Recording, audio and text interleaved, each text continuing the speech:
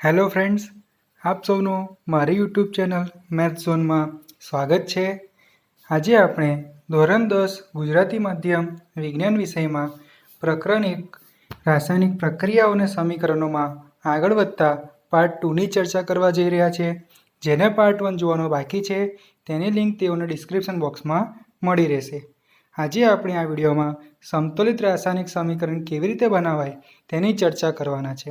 તો આપ સૌ આ વિડીયોને સંપૂર્ણ જુઓ અને જો ગમે તો તેને લાઇક, શેર તથા સબસ્ક્રાઇબ કરી બાજુના બેલ આઇકોનને દબાવો જેથી મારા વિડીયોના નોટિફિકેશન આપના સુધી ઝડપથી। આપણે રાસાયણિક સમીકરણો કેમિકલ ઇક્વેશનની વાત કરવાના છે।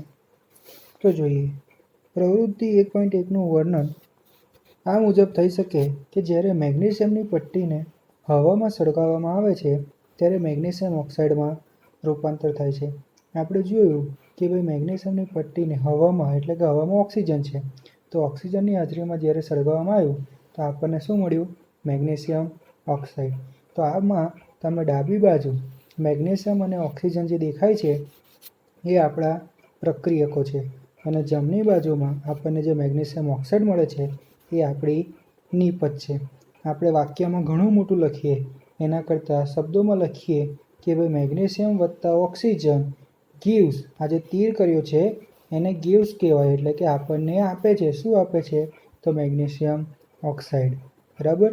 એટલે કે ડાબી બાજુ પર છે પ્રક્રિયક અને જમણી બાજુ પર છે નિપજ, અને પ્રક્રિયકથી નિપજ પર જતી પ્રક્રિયાને આ પ્રકારમાં તીર કરીને બતાવવામાં આવે છે। તો જોઈએ, આ રાસાયણિક પ્રક્રિયાનું વાક્ય સ્વરૂપ વર્ણન ઘણું લાંબુ થઈ જાય છે, તેને સંક્ષિપ્ત સ્વરૂપે પણ લખી શકાય છે અને આમ કરવા માટેનો સૌથી સરળ માર્ગ એ શાબ્દિક સ્વરૂપમાં લખવું તે છે, જે આપ જોઈ શકો છો કે ભાઈ મેગ્નેશિયમ વત્તા oxygen gives magnesium oxide, gives એટલે કે તીર, અને ડાબી બાજુમાં જે મેગ્નેશિયમ અને ઓક્સિજન છે એ આપણા પ્રક્રિયકો છે અને જમણી બાજુમાં જે આપણને મળે છે એ આપણી નિપજ છે, બરાબર। પ્રક્રિયક એટલે કે આપણા મૂળ પદાર્થ છે, બરાબર। આ પ્રક્રિયા પહેલા પ્રકરણની પહેલી પ્રક્રિયા હોવાથી એને 1.1 તરીકે કહેવામાં આવ્યું છે। તમે અહીં જોઈ શકો છો 1.1, બરાબર। પ્રક્રિયા 1.1 એટલે કે પહેલા પ્રકરણની પહેલી પ્રક્રિયામાં દર્શાવેલ રાસાયણિક ફેરફાર અનુભવતા પદાર્થો મેગ્નેશિયમ અને ઓક્સિજન જે પ્રક્રિયકો છે। આ પ્રક્રિયા દરમિયાન નવો ઉત્પન્ન થતો પદાર્થ મેગ્નેશિયમ ઓક્સાઇડ છે, જેને શું કહેવામાં આવે છે? નિપજ કહેવામાં આવે છે। શાબ્દિક સમીકરણ પ્રક્રિયકો અને નિપજોની વચ્ચે તીરની નિશાની દ્વારા પ્રક્રિયકોનું નિપજોમાં જતું રૂપાંતર દર્શાવે છે। પ્રક્રિયકોને શાબ્દિક સમીકરણમાં ડાબી તરફ એટલે કે લેફ્ટ હેન્ડ સાઇડ LHS તેમની વચ્ચે પ્લસ ચિહ્ન દ્વારા લખાય છે। તમે જુઓ મેગ્નેશિયમ અને ઓક્સિજનની વચ્ચે પ્લસ કરવામાં આવેલો છે।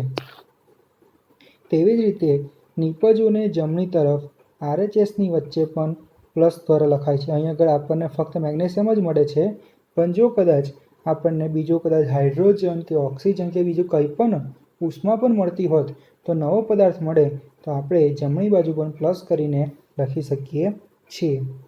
અને તીરનો અગ્રભાગ નિપજો તરફ છે, એટલે કે પ્રક્રિયા પ્રક્રિયકોથી નિપજો તરફ આગળ વધી રહી છે તેનું સૂચન કરે છે અને તે પ્રક્રિયાની દિશા દર્શાવે છે, બરાબર મિત્રો।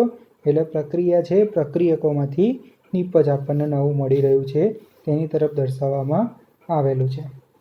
આગળ જોઈએ કે ભાઈ રાસાયણિક સમીકરણ કેવી રીતે લખવું?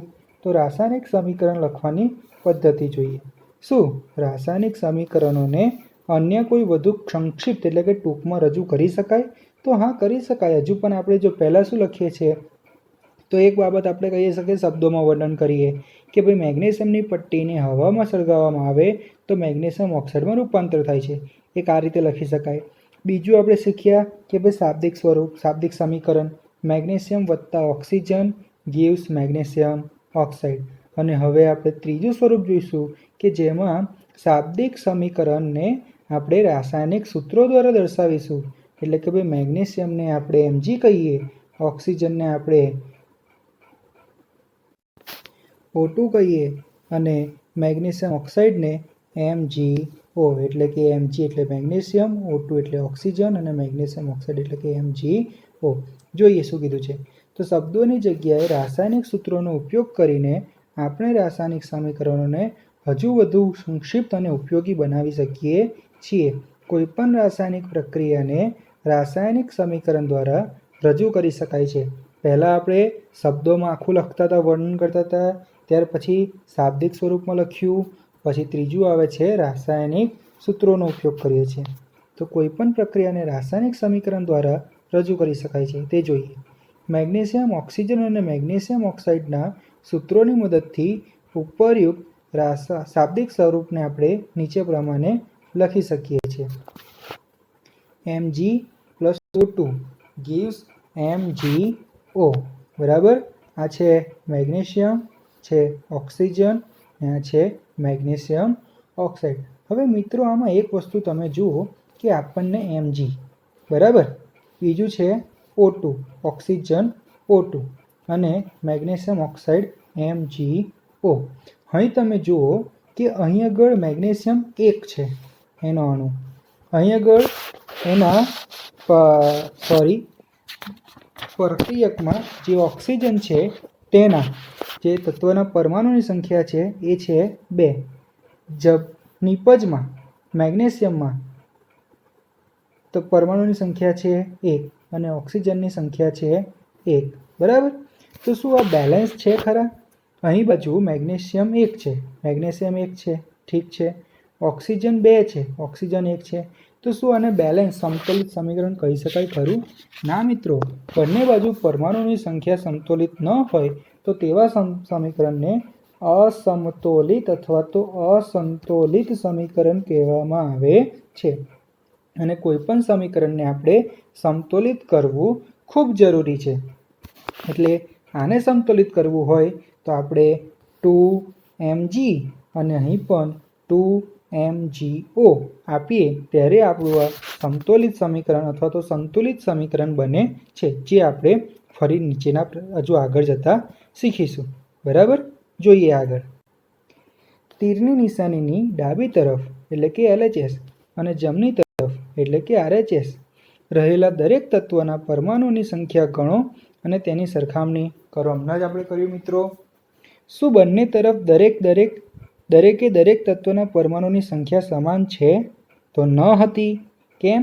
તો જમણી તરફ મેગ્નેશિયમ 1 હતો, ડાબી તરફ મેગ્નેશિયમ 1 હતો, પરંતુ ડાબી તરફ ઓક્સિજન 2 હતા અને જમણી તરફ ઓક્સિજન ફક્ત 1 જ હતો. આ સમીકરણ બીજા નંબરનું હતું એટલે તમે જોઈ શકો છો જમણી બાજુ ખૂણામાં 1.2 લખેલું છે. આ સમીકરણને નંબર આપેલું છે મિત્રો, જેમાં આગળનું 1 એ પ્રકરણનો નંબર દર્શાવે છે અને 2 એ અત્યાર સુધી પ્રકરણમાં બીજા નંબરનું સમીકરણ આવ્યું છે તેવું સૂચવણી કરે છે. સંખ્યા આપણે ગણી લીધી અને જો સંખ્યા સમાન ન હોય તો આ સમીકરણને કેવું કહેવાય છે મિત્રો? અસમતોલિત સમીકરણ કહેવાય છે. કારણ કે સમીકરણની બંને તરફના જે દળ છે તે સમાન થતા નથી. તો આ પ્રકારના રાસાયણિક સમીકરણને પ્રક્રિયા માટેનું માળખાકીય રાસાયણિક સમીકરણ કહેવાય છે. સમીકરણ 1.2 એટલે કે બીજા નંબરનું જે હતું મેગ્નેશિયમની હવામાં સળગાવવાની પ્રક્રિયા માટેનું માળખાકીય સમીકરણ છે. એટલે કે આપણા માટે ફક્ત સમજાવવા શું માંગે છે કે એને માળખાકીય સમીકરણ કહેવાય. માળખાકીય સમીકરણ શું છે? તો કે ભાઈ મેગ્નેશિયમ વત્તા ઓક્સિજન ગીવ્સ આપણને મેગ્નેશિયમ ઓક્સાઇડ. એને આપણે ખાલી સૂત્રમાં દર્શાવ્યું છે, પણ આને સમતોલિત સમીકરણ કહેવાશે નહીં. બરાબર. એટલે કે દળ સંચયનો નિયમ ફોલો થતો નથી. કેમ થતો નથી? તો ડાબી બાજુ અને જમણી બાજુ બંને તરફના પરમાણુની સંખ્યા સમાન નથી. એટલે આવું સમીકરણ અસમતોલિત અથવા તો અસંતુલિત સમીકરણ છે તેમ કહી શકાય. આપણે મિત્રો કોઈ પણ સમીકરણ છે એને સંતુલિત કેવી રીતે કરી શકાય તે શીખીશું. અને તે શીખવા માટે તેના 7 તબક્કા છે, 7 સોપાનો છે, એના 7 પગથિયા છે અને 7 પગથિયા આપણે એક ઉદાહરણ દ્વારા પણ શીખીશું, જે આપણા માટે સૌથી અગત્યનો પ્રશ્ન છે. તો જોઈએ આ પ્રકરણનો સૌથી ઇમ્પોર્ટન્ટ પ્રશ્ન આપણો માટે કહી શકાય. બરાબર મિત્રો. તો જોઈએ સમતોલિત રાસાયણિક સમીકરણ. સમતોલિત એટલે કે બેલેન્સ કરવું. જો ત્રાજવું હોય તો ત્રાજવામાં બંને તરફના પલડા બેલેન્સ થઈ જાય, એકદમ સરખા થઈ જાય બંને બાજુથી, તો એમ કહેવાય કે ભાઈ આ સમતોલિત છે. એવી જ કંઈક વાત આમાં કરવાની છે. બંને બાજુનું દળ એટલે કે પરમાણુની સંખ્યા સમાન બનાવવાની છે. કીધું શું છે જોઈએ. ધોરણ 9માં આપણે શીખી ગયા દળ સંચયનો નિયમ. આપણે યાદ કરી લઈએ દળ સંચયનો નિયમ શું હતો. તો ભાઈ આ દળ સંચયનો નિયમ એવો હતો, કોઈ પણ રાસાયણિક પ્રક્રિયામાં દળનું સર્જન થતું નથી કે તેનો વિનાશ થતો નથી. હા, આપણે એવું શીખેલા છે. તેનું શું થાય છે તો રાસાયણિક પ્રક્રિયાઓનો નિપજોમાં હાજર રહેતા તત્વોનું કુલ દળ એ પ્રક્રિયકોમાં હાજર રહેલા તત્વોના કુલ દળ જેટલું જ હોવું જોઈએ. એટલે કે જેટલા પ્રક્રિયકોમાં જેટલા પરમાણુઓ હતા જેટલું દળ હતું નિપજમાં પણ એટલું જ દળ હોવું જોઈએ. તે ફક્ત એક સ્વરૂપમાંથી બીજા સ્વરૂપમાં રૂપાંતર થતું હોય છે, પરંતુ તેનું દળ ઘટતું નથી. અને જો ઘટાડો થયો હોય તો તે ઉષ્મા સ્વરૂપે મુક્ત થયેલું હોય છે. બરાબર મિત્રો. જો બીજા શબ્દોમાં કહીએ તો કોઈ પણ રાસાયણિક પ્રક્રિયા શરૂ થતાં પહેલાં અને પૂર્ણ થયા બાદ તેમાં રહેલા દરેક તત્વના પરમાણુની સંખ્યા સમાન રહે છે. તેથી જ માળખાકીય રાસાયણિક સમીકરણને સમતોલિત કરવું જરૂરી બને છે. મિત્રો, માળખાકીય સમીકરણ એટલે સમતોલિત નથી. માળખાકીય સમીકરણમાં પ્રક્રિયા શું છે તે જ કહેવા માંગે છે. અહીં જે 1.2 નંબરનું સમીકરણ છે માળખાકીય છે, જે સમતોલિત નથી. પરંતુ માળખાકીય સમીકરણને આપણે શું કરવું પડે? સમતોલિત કરવું પડશે. જોઈએ, ચાલો આપણે રાસાયણિક પ્રક્રિયાને તબક્કાવાર સમતોલિત કરતા શીખીએ. પ્રવૃત્તિ 1.3માં જે આપણે વાત કરી હતી તે કે ભાઈ ઝીંક વત્તા સલ્ફ્યુરિક એસિડ ગીવ્સ ઝીંક સલ્ફેટ વત્તા હાઇડ્રોજન. એટલે કે જે ઝીંક Zn, સલ્ફ્યુરિક એસિડ H2SO4, ઝીંક સલ્ફેટ ZnSO4 અને H2 એટલે કે હાઇડ્રોજન. બરાબર. બંને બાજુ જે આપણા ડાબી બાજુના જે તત્વો છે એ આપણા પ્રક્રિયકો છે અને તીરની જમણી બાજુના જે તત્વો છે એ આપણી નિપજો છે. પહેલાં શું કીધું છે તો તીરની નિશાનીની બંને તરફ રહેલા તત્વોની પરમાણુની સંખ્યા ચકાસી. જો મિત્રો, અહીં આગળ આપણને દર્શાવેલું છે કે ભાઈ કયા કયા તત્વો છે. એક છે Zn, બીજું છે હાઇડ્રોજન, ત્રીજું છે સલ્ફર અને ચોથું છે ઓક્સિજન. તો પ્રક્રિયકોમાં ડાબી બાજુ ઝીંક કેટલા છે? 1. જમણી બાજુ ઝીંક કેટલા છે? 1. ડાબી બાજુ હાઇડ્રોજન કેટલા છે? 2. અને જમણી બાજુ સલ્ફર કેટલા છે? 2. ડાબી બાજુ સલ્ફર છે 1 અને જમણી બાજુ પણ 1 અને ઓક્સિજન 4, જમણી બાજુ પણ 4. એટલે કે આ સમીકરણ તમે જોઈ શકો છો સમતોલિત સમીકરણ છે. સમીકરણમાં તીરની નિશાનીની બંને તરફના તત્વોના પરમાણુની સંખ્યા સમાન છે, તો આ સમીકરણને સમતોલિત સમીકરણ કહી શકાય, અથવા તો માળખાકીય સમતોલિત સમીકરણ પણ આપણે કહી શકીએ છીએ. બરાબર મિત્રો. હવે આપણને બીજું એક સમીકરણ આપેલું છે. તેમાં તમે જોઈ શકો છો આયનની H2O સાથેની પ્રક્રિયા કરવામાં આવી છે. આ સમીકરણને 1.4 નંબર આપવામાં આવ્યું છે. આયન એટલે કે Feની H2O સાથેની પ્રક્રિયા કરવામાં આવી છે અને આપણને Fe3O4 પ્લસ H2 મળે છે. તમે જોઈ શકો છો મિત્રો, બંને બાજુમાં આપણને કયા કયા તત્વોનો ઉપયોગ કર્યો છે તો Fe, ion, H, hydrogen, O, oxygen. ડાબી બાજુ જોવા જઈએ તો Fe 1 છે, જમણી બાજુ 3 છે. તો અહીં એક જ તત્વ જો બેલેન્સ થતો નથી એટલે આપણે કહી શકીએ કે ભાઈ આ રાસાયણિક સમીકરણ સંતુલિત નથી. એવી રીતે જોઈએ ને તો મિત્રો હાઇડ્રોજન પણ બેલેન્સ નથી અને ઓક્સિજન પણ બેલેન્સ નથી. તો જોઈએ આપણે એનું શું કરવું પડશે બેલેન્સ કરવા માટે. મિત્રો, આ પ્રક્રિયા 7 સોપાનમાં છે, 7 પગથિયામાં છે, અથવા તો 7 તબક્કા કહી શકો છો તમે. તો પહેલું આપણે જોઈએ. મિત્રો, તમને પરીક્ષામાં પ્રશ્ન પૂછી શકે છે સમતોલિત રાસાયણિક સમીકરણ એટલે શું અને કોઈ ઉદાહરણ દ્વારા સમજાવો, અથવા તો કોઈ એક સમીકરણ આપે અને તમને પૂછે કે ભાઈ આ સમીકરણને સમતોલિત કરવાના સોપાનો લખીને સમજાવો, અથવા તો ફક્ત એટલું પણ પૂછી શકે છે કે રાસાયણિક સમીકરણ સંતુલિત કરવા માટેના તબક્કાઓ અથવા તો સોપાનોને સવિસ્તાર સમજાવો. તો મિત્રો, તમારે જો પૂરા માર્ક્સ મેળવવા હોય તો કોઈ પણ એક ઉદાહરણ, જરૂરી નથી કે તમે આ જ ઉદાહરણ લો, Fe + H2O gives Fe3O4 + H2. તમે કોઈ પણ ઉદાહરણ લઈને જે અસંતુલિત હોય અને તેને સંતુલિત કરવાનો પ્રયત્ન કરતાં સાથે સોપાનો સારી રીતે સમજાવી શકો છો. તો હવે મિત્રો, આપણે સમય ન બગાડતા આપણા સોપાન 1 ઉપર જઈએ. પહેલું શું છે? રાસાયણિક સમીકરણને સંતુલિત કરવા માટે સૌપ્રથમ દરેક સૂત્રની ફરતે એક ખાનું બનાવવું.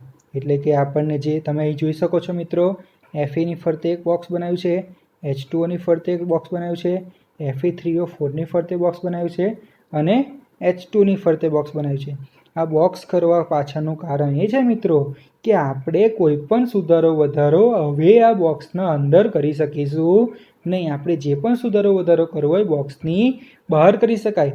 ધારો કે તમે Fe3O4ને તમે એમ કહેવા જાઓ કે હું Fe4 કરી દઉં, તો એ રીતે થશે નહીં. બરાબર મિત્રો? એટલે કે સમીકરણને સંતુલિત કરતી વખતે ખાનાઓની અંદર કોઈ ફેરફાર કરવાનો નથી. બરાબર? હવે સોપાન 2, અસંતુલિત સમીકરણ. હજુ સમીકરણનો હવે નંબર વધી ગયો, 1.5 થઈ ગયો. કેમ? તો પહેલા સોપાનમાં આપણે શું કર્યું? બધાને બોક્સ કરી દીધું. એટલે ફેરફાર હવે આપણે એની બહાર કરવાનો છે. અસંતુલિત સમીકરણ 1.5માં આપણે જરૂરી નથી નંબર આપવા. બરાબર મિત્રો? અથવા એવું લખી શકીએ, આગળના અસંતુલિત સમીકરણમાં હાજર રહેલા જુદા જુદા તત્વોના પરમાણુઓની સંખ્યાની યાદી બનાવો. કયા કયા અહીં આગળ પરમાણુઓ છે? Fe, H અને O. Fe એટલે કે આયર્ન, H એટલે કે હાઇડ્રોજન, O એટલે કે ઓક્સિજન. મિત્રો, તમે સમીકરણ પરથી જોઈ શકો છો, સમજી શકો છો. ડાબી બાજુ કોણ કોણ છે? તે Fe અને H2O. જમણી બાજુ Fe3O4 અને H2. ડાબી બાજુ જે આપણા તત્વો હોય એને શું કહેવાય? પ્રક્રિયક. જમણી બાજુ જે તત્વો હોય એને શું કહેવાય? નિપજ. તો ડાબી બાજુ Feના કેટલા પરમાણુઓ છે? 1. હાઇડ્રોજન કેટલો છે? 2. અને ઓક્સિજન કેટલો છે? 1. પરંતુ નિપજોમાં જોઈએ તો નિપજોમાં Fe કેટલા છે? જમણી બાજુ 3, હાઇડ્રોજન 2 અને ઓક્સિજન 4. એટલે અહીં આગળ 3 એ 3 બેલેન્સ થયેલા નથી. તો આપણે 3 એ 3 તત્વોને બેલેન્સ કરવા પડશે. ઘણી વખત એવું થાય મિત્રો, એકાદ કે 2 તત્વો એવા હોય કે જે બેલેન્સ ન હોય, તો આપણે 2ને જ કરવા પડે. અને 2ને પણ કરતાં ત્રીજાને અસર થતી હોય તો એને પણ આપણે કરવો પડે. એટલે દરેક વખતે આપણે જેમ કામ કરતા જઈશું તેમ તેના પરમાણુઓની સંખ્યા પણ બેલેન્સ થતી જશે અને આપણે તેને પણ ગણતા જઈશું. બરાબર? ફરીથી જોઈએ. પહેલું શું કર્યું? તો જે સમીકરણમાં જે તત્વો હતા એની ફરતે આપણે બોક્સ કરી દીધું. એટલે હવે આપણે બોક્સની બહાર જ ફેરફાર કરવાનો છે. બીજા સોપાનમાં શું કર્યું? તો બધા જે તત્વો હતા એમના ડાબી બાજુના અને જમણી બાજુના તત્વોના પરમાણુઓની યાદી બનાવી દીધી. બરાબર? ત્રીજું છે, હવે જરૂરી નથી કે તમે ક્યાંથી શરૂ કરશો, તમે તમારી મરજી મુજબ શરૂ કરી શકો છો, પણ એ આપણે ખૂબ ધ્યાન રાખવું પડે. એટલા માટે આપણે ત્રીજા સોપાનને ધ્યાન રાખીને સરળતાથી ત્રીજા સોપાન પરથી જોઈએ. સરળતા ખાતર સૌથી વધુ પરમાણુઓ ધરાવતા સંયોજનના સમતોલનની શરૂઆત પહેલાં કરવી. તે પ્રક્રિયક કે નિપજ ગમે તે હોઈ શકે. અહીં આગળ કોનામાં છે મિત્રો? ઓક્સિજનમાં. તે પ્રક્રિયક કે નિપજ ગમે તે હોઈ શકે છે. તે સંયોજનમાં સૌથી વધુ પરમાણુઓ ધરાવતું તત્વ પસંદ કરો. આ માપદંડ પ્રમાણે આપણે Fe3O4 અને તેમાં રહેલા ઓક્સિજન તત્વની પસંદગી કરીએ છીએ. અને જમણી તરફના ઓક્સિજનના પરમાણુઓ 4 છે. જોઈ લો, Fe3O4 મળે છે એટલે જમણી બાજુ ઓક્સિજન કેટલો છે? 4 છે. પરંતુ ડાબી બાજુ ઓક્સિજન કેટલો છે? H2O એટલે કે 1 જ છે. જમણી તરફ ઓક્સિજનના 4 પરમાણુ છે, જ્યારે ડાબી તરફ ઓક્સિજનનો માત્ર 1 જ પરમાણુ છે. તો તેને આપણે શું કરવું પડશે? સમતોલિત કરવા પડશે. ઓક્સિજનના પરમાણુઓને તમે જોઈ શકો છો મિત્રો અહીં આગળ કે પ્રથમ શરૂઆતમાં આપણી પાસે પ્રક્રિયકોમાં 1H2O છે અને નિપજોમાં Fe3O4 એટલે આમાં આપણી પાસે કેટલા ઓક્સિજન છે 4 છે અને આ બાજુ કેટલા છે 1 છે। તો બેલેન્સ કરવા માટે આ તો 4 છે એવા ને એવા રહેશે પણ અહીં આગળ 1 છે એને કેટલા વડે ગુણવા પડશે 4 એટલે આપણા જે H2O છે એ H2O ના સ્થાન ઉપર થઈ જશે 4 ટાઈમ H2O।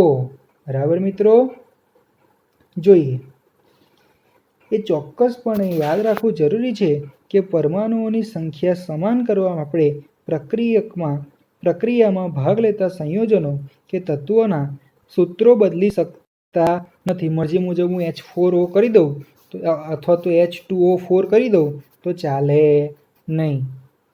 તત્વોના સૂત્રો બદલી શકાતા નથી। ઉદાહરણ તરીકે ઓક્સિજન પરમાણુઓને સંતુલિત કરવા માટે આપણે 4 સહગુણક મૂકી 4H2O લખી શકીએ પરંતુ H2O4 લખી શકતા નથી અથવા તો H2O ને બ્રેકેટ કરીને બહાર 4 લખી શકાય પણ નહીં। હવે આંશિક રીતે સમતોલિત નીચે મુજબ છે। આંશિક રીતે એટલે મિત્રો ધીમે ધીમે થોડું સમતોલિત થવા લાગ્યું છે। તમે હવે જોશો તો Fe સમતોલિત નથી, H સમતોલિત નથી પણ O સમતોલિત થઈ ગયેલો છે એટલે આ સમીકરણને આંશિક રીતે સમતોલિત કહેવામાં આવ્યું છે। હવે નવું સમીકરણ મળ્યું એટલે તમે જુઓ એને 1.6 નંબર આપવામાં આવેલો છે। બરાબર, 3 સોપાન શીખ્યા। હવે ચોથું સોપાન। હવે કોણ કોણ રહ્યું તો Fe અને H। ચોથું સોપાન જોઈએ। Fe અને H પરમાણુઓ હજુ પણ સમતોલિત નથી। આ તત્વો પૈકી કોઈ એકને પસંદ કરીને આગળ વધીએ। ચાલો આપણે આ આંશિક રીતે સમતોલિત સમીકરણ હાઇડ્રોજન પરમાણુને સમતોલિત કરીએ। હવે આપણે હાઇડ્રોજનની વાત કરીએ તો હાઇડ્રોજન પ્રક્રિયકમાં હાઇડ્રોજન ક્યાં હતો H2O માં હતો, નિપજોમાં ક્યાં હતો તો ફક્ત H2 માં હતો। તો તેની વાત કરી લઈએ। જે H2O એ શું બની ગયું છે 4H2O એટલે અહીં આગળ થયા 4 2 8 એટલે અહીં આગળ આપણી પાસે હાઇડ્રોજન કેટલા છે 8 છે પ્રક્રિયકમાં અને નિપજમાં કેટલા છે 2H2 સોરી નિપજમાં કેટલા છે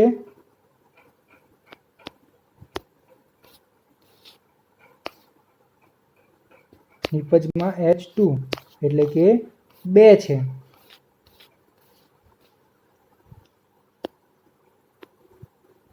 પ્રક્રિયકમાં આપણી પાસે 4H2O એટલે 4 2 8 છે, પ્રક્રિયકમાં 8H છે અને નિપજમાં આપણી પાસે H2 એટલે કે 2 છે।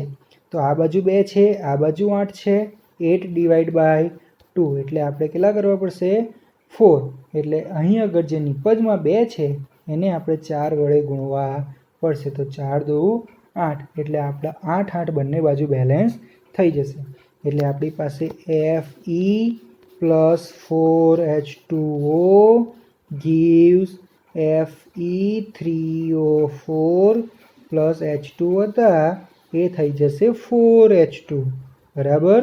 હવે આપણી પાસે Fe અને H આ બે બેલેન્સ થઈ ગયેલા સોરી ઓક્સિજન અને H આ બે બેલેન્સ થઈ ગયેલા જોવા મળે છે। બાકી કોણ રહે છે તો ફક્ત આયન। તો હવે આપણે વાત કરીશું આયનની। જોઈએ સોપાન 5 ઉપરોક્ત સમીકરણ ચકાસો અને સમતોલિત ન હોય તેવું ત્રીજું તત્વ પસંદ કરો। ઘણી વખત મિત્રો એવું થશે તમારા ફક્ત બે જ તત્વો અસંતુલિત હશે, સમતોલ નહીં થતા હોય, તમારે બેમાં જ કામ પૂરું થઈ જશે તો તમારા સોપાન ફક્ત 6 થશે। તો ઘણી વખત તમારે એક સોપાન વધી પણ જશે બરાબર છે। ઉપરોક્ત સમીકરણ ચકાસો અને સમતોલિત ન થાય તેવું ત્રીજું તત્વ પસંદ કરો। તમે જોશો કે માત્ર એક જ તત્વનું સમતોલન બાકી રહે છે અને તે કયું છે Fe એટલે કે આયન જેને આપણે સામાન્ય રીતે લોખંડ કહીએ છીએ। પ્રક્રિયકમાં Fe માં છે એટલે કે એક જ છે અને નિપજમાં Fe3O4 માં છે એટલે કે 3 છે એટલે પ્રક્રિયકમાં ખૂટે છે એટલે પ્રક્રિયકમાં 3 વડે ગુણવા પડશે। હું મિત્રો વત્તા Fe2 કરી શકતો નથી, એટલે મારે એને 3 વડે ગુણવા પડશે. તો નવું સમીકરણ મળે છે 3Fe + 4H2O gives Fe3O4 + 4H2. હવે મિત્રો તમે જો ફરીથી બંને બાજુ પ્રક્રિયકો અને નિપજમાં તત્વોના પરમાણુની સંખ્યા ગણશો તો બંને બાજુ સરભર થઈ જાય છે. બરાબર. Fe 3 3 થઈ જાય છે, હાઇડ્રોજન 8 8 થઈ જાય છે અને ઓક્સિજન 4 4 થઈ જાય છે. અંતમાં સમતોલિત સમીકરણની ખરાઈ કરવા માટે આપણે સમીકરણની બંને તરફ રહેલા તત્વોના પરમાણુની ગણતરી કરીએ. એટલે આપણે હવે બોક્સ કાઢી નાખ્યું છે અને સમીકરણ બન્યું છે 3Fe + 4H2O gives Fe3O4 + 4H2. બરાબર. આ 9મા નંબરનું સમીકરણ મળ્યું છે. સમીકરણમાં બંને તરફ રહેલા તત્વોના પરમાણુની સંખ્યા સમાન છે. હવે આ સમીકરણ સમતોલિત સમીકરણ છે. રાસાયણિક સમીકરણોને સમતોલિત કરવાની આ જે પદ્ધતિ છે એને હીટ એન્ડ ટ્રાયલ પદ્ધતિ કહેવામાં આવે છે, કારણ કે આપણે પ્રયત્નો દ્વારા નાનામાં નાના પૂર્ણાંક સહગુણાંક વડે સમીકરણને સમતોલિત કરવાનો પ્રયત્ન કરીએ છીએ. છેલ્લું સોપાન છે મિત્રો, ભૌતિક અવસ્થાઓની સંજ્ઞાઓ લખવી. ભૌતિક અવસ્થાઓ એટલે કે ઘન હોય તો સોલિડ એટલે S, લિક્વિડ પ્રવાહી હોય તો L, વાયુ હોય તો G અને જલીય દ્રાવણ હોય તો આપણે એને એક્યુએસ ફોર્મમાં લખતા હોઈએ છીએ. જોઈએ. ધ્યાનપૂર્વક ઉપરયુક્ત દર્શાવેલા સમતોલિત સમીકરણ 1.9 ને તપાસો. શું આ સમીકરણ દ્વારા આપણને દરેક પ્રક્રિયક અને નિપજની ભૌતિક અવસ્થા વિશેની માહિતી પ્રાપ્ત થાય છે? તો ના મિત્રો, અહીં તો કશું લખેલું છે જ નહીં. તો આ સમીકરણમાં તેમની ભૌતિક અવસ્થાઓ વિશેની કોઈ માહિતી આપેલી નથી. તો આ સમીકરણને વધુ માહિતીપ્રદ બનાવવા માટે પ્રક્રિયક અને નિપજના રાસાયણિક સૂત્રોની સાથે તેઓની ભૌતિક અવસ્થાનો ઉલ્લેખ કરવામાં આવે છે. પ્રક્રિયકો અને નિપજોની વાયુરૂપ, પ્રવાહી, જલીય અને ઘન અવસ્થાઓને અનુક્રમે G, L, એક્યુ અને S એટલે કે વાયુરૂપ અવસ્થા હોય તો ગેસ G, પ્રવાહી અવસ્થા હોય તો લિક્વિડ L, જલીય અવસ્થા હોય તો એક્યુ અને ઘન અવસ્થા હોય તો સોલિડ S જેવા સંકેતો દ્વારા દર્શાવવામાં આવે છે. જલીય દ્રાવણ શું છે? તો પાણીમાં બનાવેલ દ્રાવણમાં પ્રક્રિયક અથવા નિપજ હાજર હોય તો તેને જલીય દ્રાવણ એક્યુ વડે દર્શાવાય છે. જોઈએ સમીકરણ 3Fe. S સોલિડ છે એટલે S + 4H2O. G છે, H2O ગેસિયસ ફોર્મમાં. તમને પ્રશ્ન થાય તો હોઈ શકે ને મિત્રો, H2O ગેસિયસ ફોર્મમાં છે એનો મતલબ છે આ વરાળ સ્વરૂપે છે. Fe3O4 સોલિડ છે, S અને H2 ગેસિયસ ફોર્મમાં હવામાં મુક્ત થાય છે. અત્રે નોંધનીય છે કે H2Oની સાથે G સંજ્ઞાનો ઉપયોગ દર્શાવે છે. આ પ્રક્રિયામાં પાણીનો ઉપયોગ વરાળ સ્વરૂપે કરવામાં આવેલો છે. સામાન્ય રીતે જ્યાં સુધી જરૂરી ન હોય ત્યાં સુધી રાસાયણિક સમીકરણમાં ભૌતિક અવસ્થાઓનો સમાવેશ કરવામાં આવતો નથી. ઘણી વખત આપણે જોઈએ કે ભાઈ આપણે ફક્ત એમને લખતા હોઈએ છીએ. હવે કેટલીક પ્રક્રિયાઓ એવી હોય મિત્રો કે એમાં આપણને પરિસ્થિતિઓ સેટ કરવી પડે, એટલે કે તાપમાન, દબાણ, ઉદ્દીપક વગેરે સમીકરણમાં તીરની નિશાનીની ઉપર અથવા તો નીચે તરફ દર્શાવવામાં આવે છે. તમે ઉદાહરણમાં જોઈ શકો છો કે ભાઈ carbon monoxide CO gaseous form છે +2 ટાઈમ H2 gives એટલે કે જે તીર ઉપર લખ્યું છે 340 વાતાવરણ દબાણ, આ એનું દબાણ દર્શાવેલું છે. આવી કઈ બી પરિસ્થિતિ દર્શાવી હોય તો આપણે તેને તીરની ઉપર અથવા તો નીચે દર્શાવી શકીએ છીએ. અને પ્રક્રિયક આપણને મળે છે CH3OH. મિથેનોલ. બરાબર. 6CO2 બીજી પ્રક્રિયા છે. 6CO2 એક્યુએસ ફોર્મ છે +12H2O લિક્વિડ ફોર્મ છે. એમાં પ્રક્રિયક તરીકે કોણ છે? તો સૂર્યપ્રકાશ, ક્લોરોફિલ. અને 6C6H12O6 એક્યુએસ ફોર્મ એટલે કે આ ગ્લુકોઝ છે +6O2 એક્યુએસ +6H2O લિક્વિડ. મિત્રો આપણે ગ્લુકોઝનું રાસાયણિક સૂત્ર યાદ રાખીશું C6H12O6. બરાબર. જોઈએ. આ સોપાનોના ઉપયોગ દ્વારા શું તમે આ પ્રકરણમાં અગાઉ આપેલ સમીકરણ 1.2 ને રાસાયણિક સમતોલિત કરી શકશો? મિત્રો 1.2 સમીકરણ એટલે કે મેગ્નેશિયમ વાળું Mg + O2 gives MgO, જેને આપણે કર્યું હતું twice Mg plus O2 gives twice MgO. આશા રાખીશ મિત્રો કે આ સમીકરણને તમે આપની જાતે સંતુલિત કરશો, બરાબર મિત્રો. અને કેટલાક પ્રશ્નો છે એ પણ તમે તમારી જાતે કરશો, બરાબર મિત્રો. હવે આપણે પછીના વિડીયોમાં રાસાયણિક પ્રક્રિયાઓના પ્રકાર વિશેની વાત કરીશું. ધન્યવાદ.